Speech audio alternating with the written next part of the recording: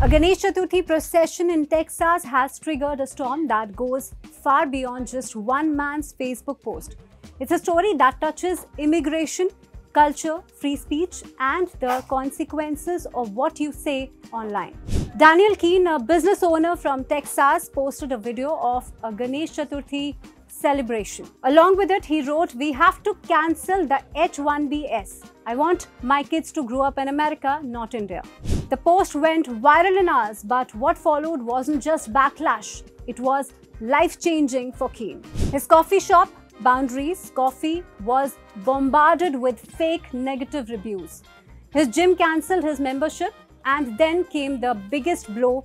His own church, the Trails Church, asked him to apologize or just leave.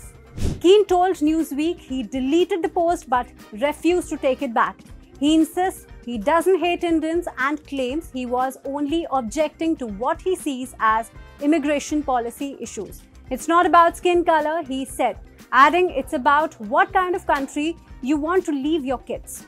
But critics, especially Indian Americans, says this was more than just a policy debate. For them, it was a racially charged swipe at a cultural celebration. Keene also says that after his post, his family was doxxed and threatened, and that someone even tried to extort $20,000, claiming to represent millions of Indian Americans.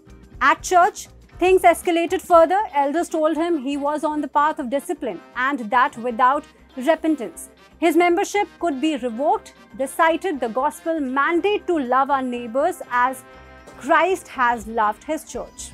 Keene stood firm. He was ready to clarify but not to apologize. "That's the policy position I stand behind," he said. The church eventually removed him from the membership. This controversy has sparked a heated debate in the US about free speech, hate speech, and how communities respond when cultural expression becomes a flashpoint. Indian professionals make up a significant portion of H-1B visa holders, contributing hugely to the US economy.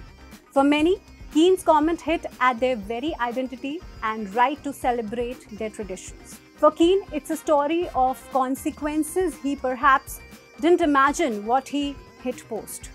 For the Indian Americans community, it's a reminder that cultural celebrations in America are still vulnerable to being politicized.